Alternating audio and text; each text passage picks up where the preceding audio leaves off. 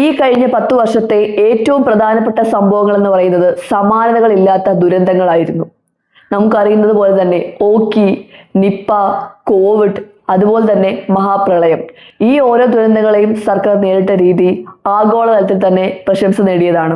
2018 മഹാപ്രളയം കേരളത്തെ തകർത്തപ്പോൾ ലോകത്തിന് മാതൃകയായ രീതിയിൽ ജനങ്ങളെ ഒരുമിച്ച് നിർത്തി അതിജീവനം സാധ്യമാക്കാൻ ഈ സർക്കാരിന് കഴിഞ്ഞു.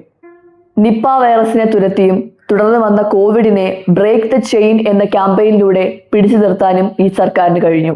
കോവിഡിനെതിരെ പോരാടിയ ഈ ഒരു പോരാട്ടം ആഗോളതലത്തിൽ തന്നെ ഈ സർക്കാരിന് അംഗീകാരങ്ങൾ നേടിക്കൊടുത്തു.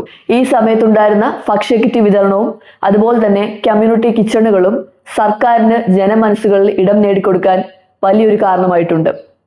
അതുപോലെ തന്നെ കോവിഡ് ദിനങ്ങളിൽ മുഖ്യമന്ത്രിയുടെ ഡെയിലിയുള്ള വാർത്താ സമ്മേളനം, ഈ വാർത്താ സമ്മേളനം എന്ന് പറയുന്നത് പിണറായി വിജയൻ എന്ന വ്യക്തിക്ക് ജനങ്ങളുടെ മനസ്സിൽ ഇടം നേടിക്കൊടുക്കാനും വലിയൊരു പങ്ക് വഹിച്ചിട്ടുണ്ട്. ഇതാണ് കോവിഡ് കാലത്ത് നമ്മൾ കണ്ട പ്രവർത്തനങ്ങൾ.